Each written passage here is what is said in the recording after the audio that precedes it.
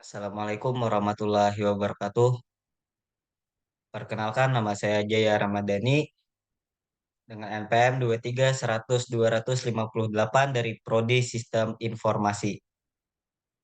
Sini akan mempresentasikan tentang sejarah perkembangan manajemen.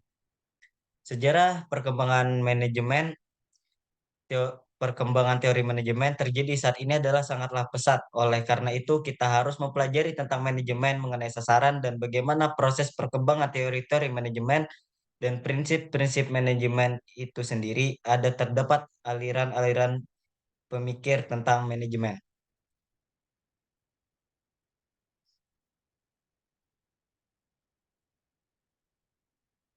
Selanjutnya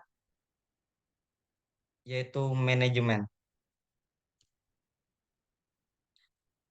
Manajemen sebenarnya sama usianya dengan kehidupan manusia. Mengapa demikian? Karena pada dasarnya manusia dalam kehidupan sehari-harinya tidak bisa terlepas dari prinsip-prinsip manajemen, baik langsung maupun tidak langsung.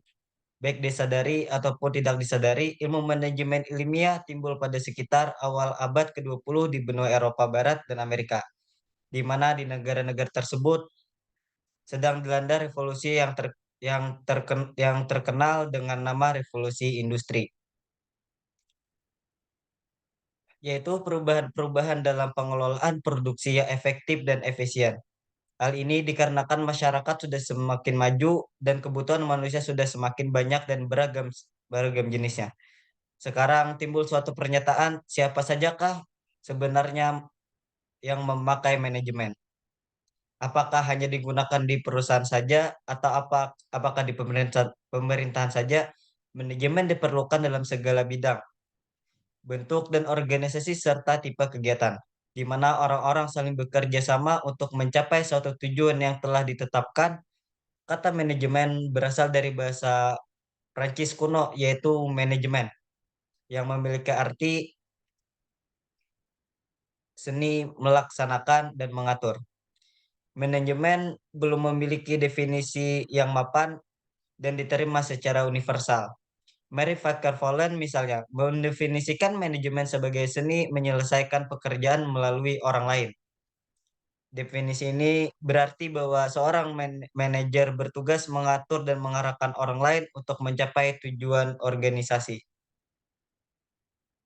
Manajer adalah seorang yang bekerja melalui orang lain dengan menguruskan kegiatan-kegiatan mereka guna mencapai organisasi.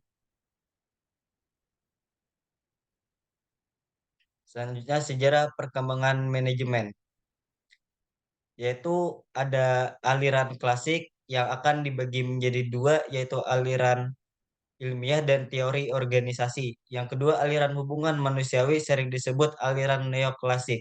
Dan yang ketiga aliran manajemen modern. Yang pertama aliran klasik. Sebelum sejarah yang disebut zaman manajemen ilmiah muncul, telah menjadi revolusi industri pada abad ke-19 yang menyebabkan meningkatnya kebutuhan akan suatu pendekatan manajemen yang sistematik dan kemudian dibahas dalam teori-teori dan prinsip-prinsip manajemen dan diuraikan oleh para tokoh gagasan mereka. Langsung saja yang pertama yaitu manajemen ilmiah. Aliran manajemen ilmiah ditandai kontribusi dari Frederick W. Taylor, Frank dan Lillian, Gilbert, Henry L. Gann, dan Harry Gon Emerson yang akan diuraikan satu persatu. Yang pertama, Frederick W. Taylor, 1956 sampai 1915. Manajemen ilmiah mula-mula dikembangkan oleh Frederick Wilson Taylor sekitar tahun 1900-an. Karena karyanya tersebut, Taylor disebut Bapak Manajemen Ilmiah dalam buku-buku literatur manajemen ilmiah sering sering diartikan berbeda. Arti pertama, manajemen ilmiah merupakan penerapan ilmiah mode studi, analisa, dan pencegahan masalah-masalah organisasi. Arti kedua, manajemen ilmiah adalah seperangkat mekanisme-mekanisme atau teknik-teknik back of trick untuk meningkatkan efisien kerja organisasi. Taylor me- Taylor menuangkan gagasan-gagasan dalam tiga judul makalah yaitu Shop Management, The Principle of Scientific Management, dan Testimony Before the Space House Commit yang dirangkum dalam sebuah buku yang berjudul Scientific Management.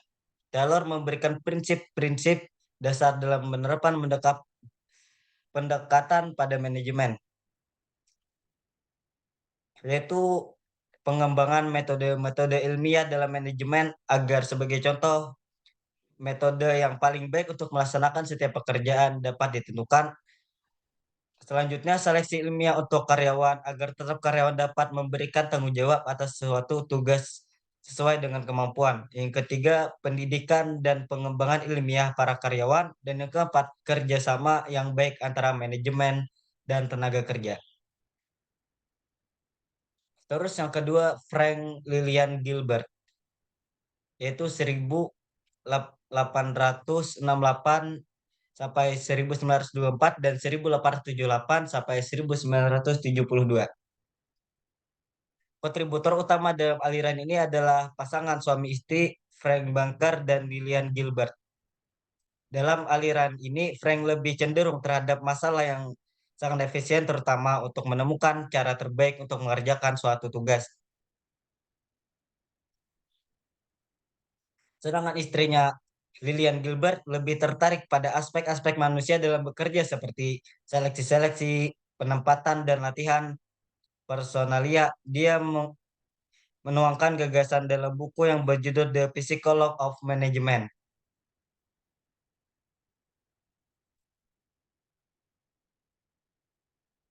Terus yang ketiga, Harrington Emerson, 1953 sampai 1931. Emerson mengemukakan 12 prinsip-prinsip efisien yang sangat terkenal, yang secara ringkas adalah sebagai berikut. Yang pertama, tujuan-tujuan dirumuskan dengan jelas. Kegiatan yang dilakukan masuk akal. Yang ketiga, adanya staf yang cakap. Yang keempat, disiplin. Yang kelima, balas jasa yang adil. Yang keenam, laporan-laporan terpercaya, segar, akurat, dan sistem informasi dan akuntansi.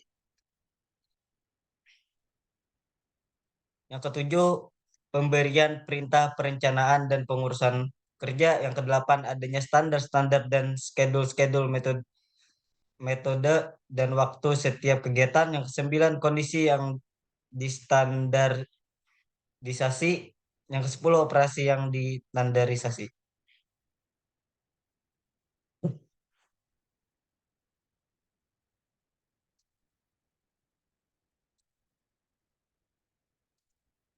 Selanjutnya yaitu teori organisasi klasik. Henry Fayol, seorang industri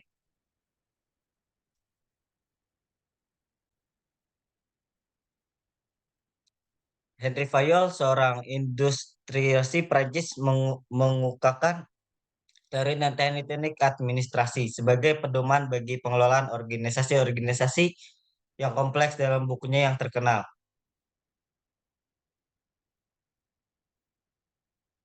Terus kita lanjut yang B, aliran hubungan manusiawi.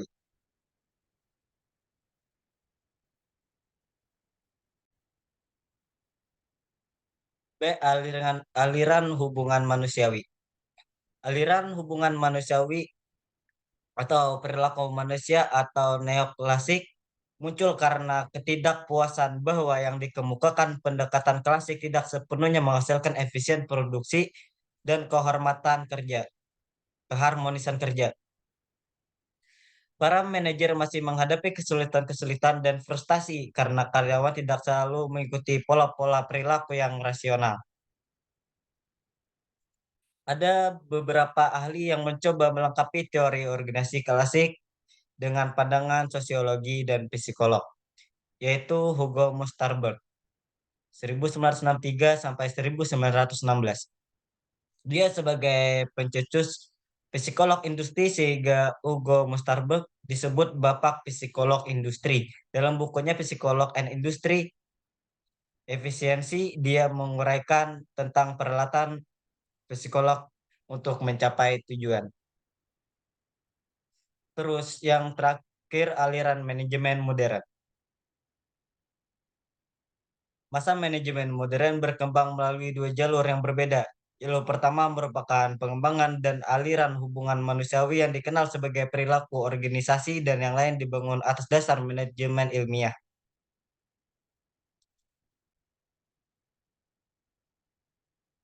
Dikenal sebagai aliran kuantitatif perilaku organisasi. Perkembangan aliran perilaku organisasi ditandai dengan pandangan dan pendapat baru tentang perilaku manusia dan sistem sosial tokoh-tokoh aliran. Ini antara lain Abraham Maslow yang mengemukakan adanya hierarki kebutuhan dalam penjelasannya tentang perilaku manusia dan dinamika motivasi. Yang kedua, Robert Mark dan John Malton yang membahas 5 gaya kepemimpinan dan kisi-kisi manajerial.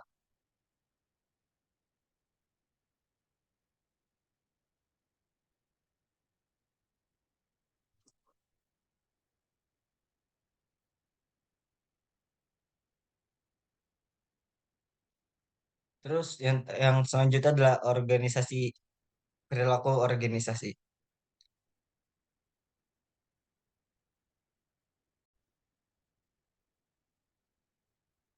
Ada beberapa prinsip dasar penting yang disimpulkan dari pendapat para tokoh-tokoh manajemen modern.